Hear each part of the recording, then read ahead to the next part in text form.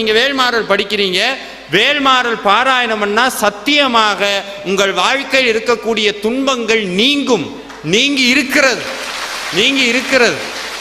இதை நான் மேடை பேச்சுக்காக சொல்ல, இங்க இருக்க எத்தனையோ அடியார்களுடைய வாழ்க்கையே அதற்கு சாட்சி. வேல்மாறல் படிச்சா வாழ்க்கை மாறும். அதனாலதான் சாமி இதுக்கு வாழ்வை மாற்றும் வேல்மாறல்னு பேர் வச்சார்.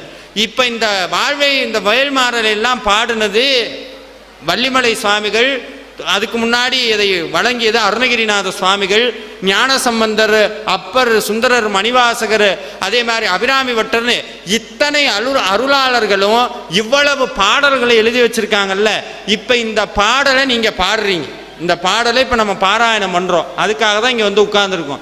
எதுக்காக உட்காந்துருக்கோம்? என் தலையெழுத்து மாறணும் உட்காந்துருக்கோம். ஆனால் முன்னவே சொல்லிக்கிட்டேன், நீங்கள் பண்ண வினை உங்களை சேரும் சார், மாற்ற முடியாது நான் சொல்கிறேன். ஆனால் அருணகிரிநாதர் சொல்கிறார், தலையெழுத்தை அழிக்கப்படுங்கிறார். யாருனுடைய பேச்சு ஜெயிக்கும்னா, இங்கே சாமி சொல்கிறார், அருளாளர்களுடைய வார்த்தைக்கு ஆண்டவன் கட்டுப்பட்டவன்.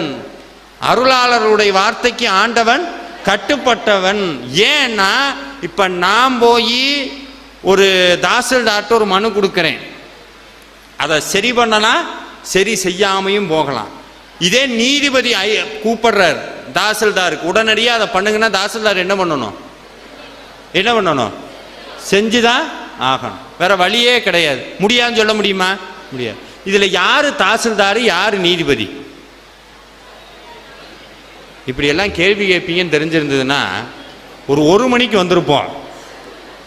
நாங்கள் பாட்டுக்கு முருகா காப்பாற்றுட்டு பேசாமல் போயிருப்போம்.